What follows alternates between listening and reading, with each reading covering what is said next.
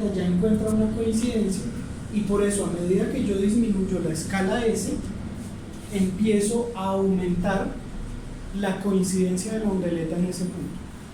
¿Sí me hago entender? Entonces fíjense que aquí estamos jugando con dos cosas. Por un lado, hablamos de la escala, pero por otro lado, hablamos de la posición. ¿Sí? Entonces yo estoy cogiendo la ondeleta y la estoy anchando y la estoy desplazando. ¿Sí me hago entender? Ese mismo gráfico, pero visto en 3 dimensiones,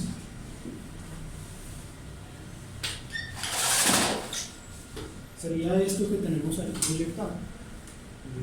Buenos días. ¿Sí? Y entonces fíjense que aquí ya nos aparece el valor C que mencionábamos hace rato. Entonces, aquí yo ya estoy relacionando la escala, estoy relacionando la posición de la ondeleta y estoy relacionando ese C con la coincidencia de la ondeleta con la señal. Y entonces fíjense que este gráfico es un conjunto de coeficientes que me permiten a mí generar todas las ondeletas que compondrían esa señal que nosotros tenemos ahí. Y aquí más o menos lo que yo le estaba diciendo. Fíjense que cuando yo tengo un S muy bajito, un S igual 2, entonces esta escala hace que la señal se angoste, y al ser más angosta la coincidencia es mayor que en un S igual a 90 cuando tengo una escala mucho mayor. ¿Sí me hago entender? Entonces eso es una ondeleta. ¿Hasta ahí alguna duda?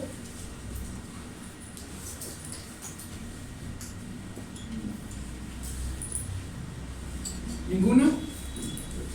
También nos decía que aparte del ancho jugamos con la altura. Lo que pasa es que la altura no es un factor relevante. Es decir, sí es relevante. Al final yo voy a guardar también la amplitud de la ondeleta, pero fíjese que se acuerda que en Fourier, cuando yo descomponía Fourier, yo decía, yo genero una función seno de una amplitud grande y luego una amplitud seno pero más pequeña, y a medida que yo iba aumentando en el armónico la amplitud era menor. ¿Sí?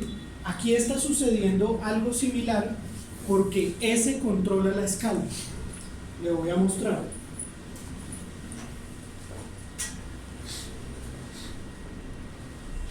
Ahí está. Mire, S controla el ancho, pero al mismo tiempo S controla la amplitud. ¿Sí me hago entender? Entonces, el mismo factor S que estoy usando me permite describir tanto el ancho de la ondeleta en tiempo como su amplitud. ¿Sí le respondo la pregunta? Y entonces por eso yo no tengo un cuarto eje que sea la amplitud de la ondeleta, porque la amplitud de la ondeleta va a estar directamente relacionada con el ancho de la ondeleta. ¿Sí? Entonces era lo que yo les decía, cuando yo encuentre ondeletas muy bajas, ¿sí?, de factores muy bajos, por ejemplo cuando S es igual a 1, ¿sí?, aquí voy a tener raíz de 1, entonces esto será 1 sobre 1. Cuando esto es 100, esto será un décimo de la amplitud. ¿Sí? Entonces cuando yo estoy en el rango de frecuencia 1 sobre 100, o más bien en el periodo 100, voy a tener 1 sobre 10 de amplitud. Entonces es igual que lo hacía Fourier, que Fourier cogía y el primer armónico era el de mayor amplitud, y luego de ahí en adelante yo empezaba a bajar la amplitud de ese armónico cuando hablábamos de descomposición de señales, ¿no?, que era la serie de Fourier. Muy bien. Permítanme un segundo que mi computador está sufriendo. ¿Hasta ahí alguien más tiene alguna duda? Pues es muy simple, ¿no?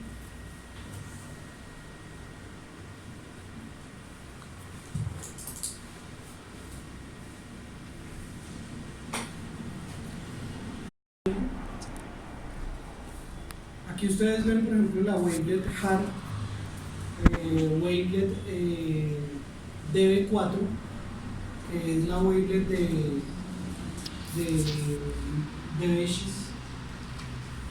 Y todas estas son las más comunes que se utilizan en MATLAB.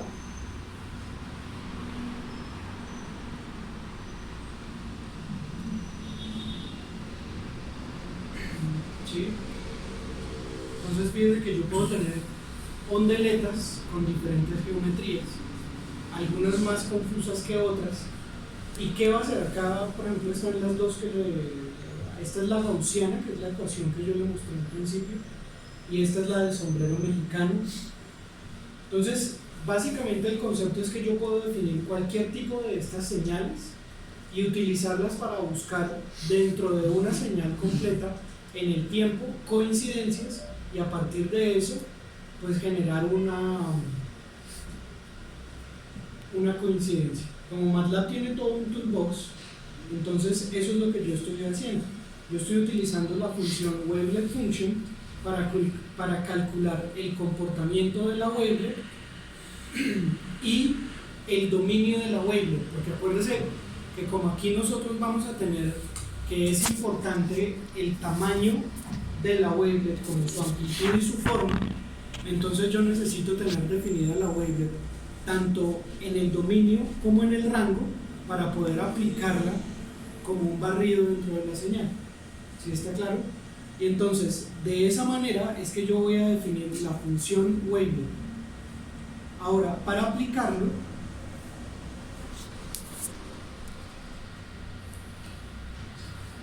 pues es muy simple. Acá es el ejemplo que les estaba mostrando.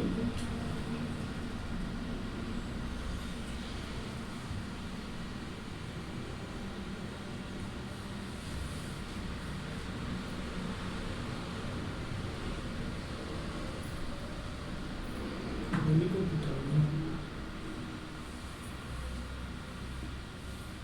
Entonces, digamos, esta es la función que teníamos definido. Como ustedes se pueden dar cuenta, lo que hacemos es generar los ceros con 1000 valores, y exactamente en la posición 500 definimos que x es igual a 1 para crear el impulso unitario.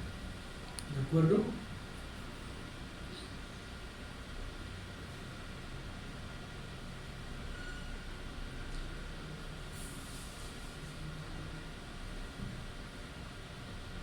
Ahora defino la wavelet, que como ustedes se dan cuenta es la función wavefun, que es definición de wavelet function, es hard, de tamaño inicial 10. ¿De acuerdo?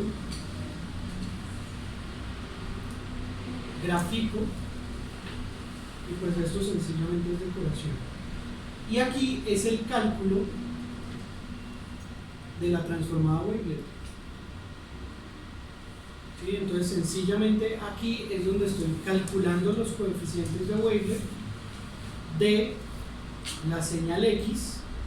Voy a calcular coeficientes hasta 100 utilizando la función A. ¿De acuerdo? Fíjense que este wavelet coeficiente es una matriz de 100 por 1000. ¿Por qué será de 100 por 1000? El doble de la.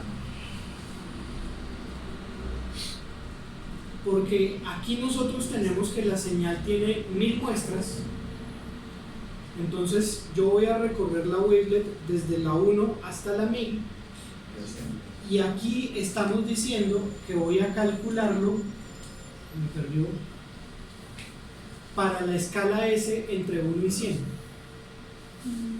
¿Sí me hago entender? Entonces yo tengo que en la base, que es la misma base de tiempo, por eso va de 1000 muestras. Y luego el rango depende de ese, y entonces voy a calcularlo para 100 valores diferentes de ese. Yo podría, al cambiar esto a 200 o al valor que yo quiera, y sencillamente lo que va a alterar es que aquí voy a tener más escalas de lo que estoy mostrando. Y esta figura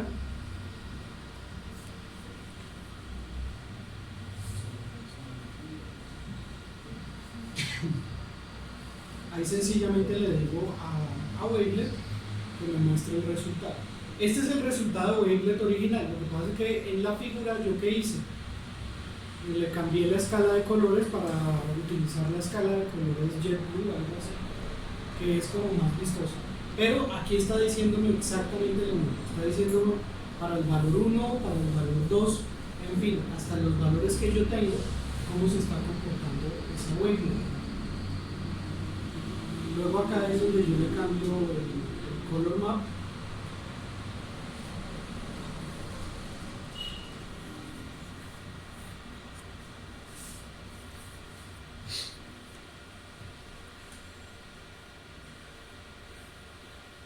Y ahí está. Fíjense que este detalle que estoy mostrando acá es interesante, y el que me explique esta gráfica tiene 5 en el examen final.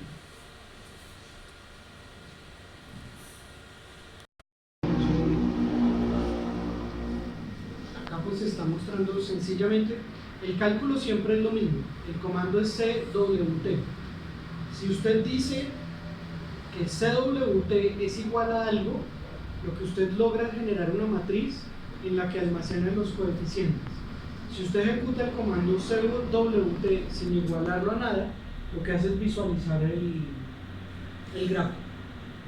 Acá lo que cambió fue que yo le puse que hiciera una gráfica en 3D, que es esto que estábamos viendo acá.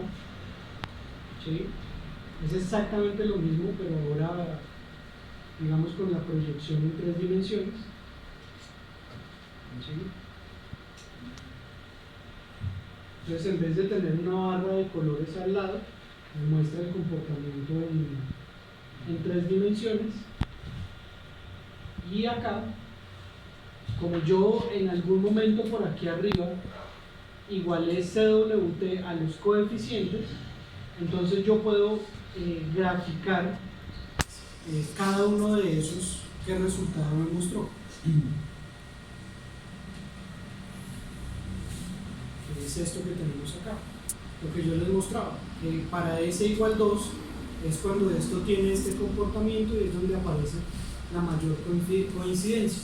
En cambio, a medida que yo aumento S, pues la coincidencia va a ser mucho menor debido a esa característica del ancho de la ondeleta en la que estoy comparando la señal. ¿Sí? Y si yo continúo mostrando, por ejemplo, esa 200, voy a ver que esta amplitud es mucho menor. ¿Sí? Entonces la coincidencia con la muestra allí pues también va a ser de amplitud mucho menor. ¿Dudas sobre eso?